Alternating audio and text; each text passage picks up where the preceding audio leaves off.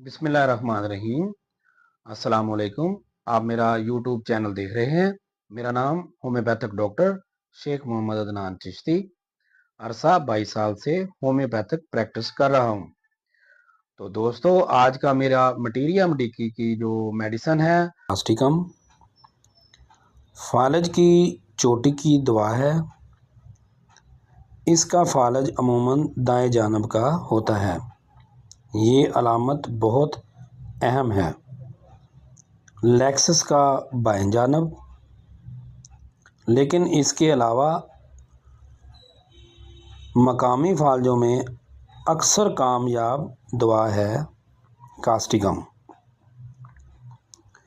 मकामी फालजों में चेहरे का फालज, ज़ुबान का फालज, ग़ज़ा निकलने वाले उज़लात का फालज, आँखों के पोटों का फालज, मसाने का फालज, एक बाजू का फालज, एक टांग का फालज वगैरह वगैरह शामिल हैं।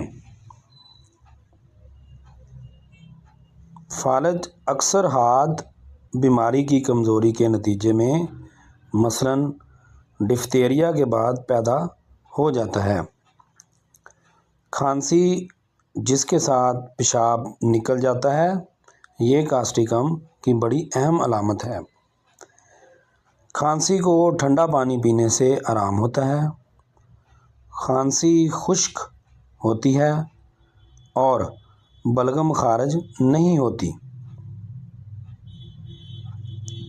खांसी के साथ हिप में बहुत दर्द होता है। जगह के छिले हुए का एहसास कास्टिकम की अहमियत का एहसास दिलाती है। चुनाचे ये एहसास खांसी के साथ छाती में, हवा की नाली में, मकद में, पेशाब की नाली में वगैरह पाया जाता है।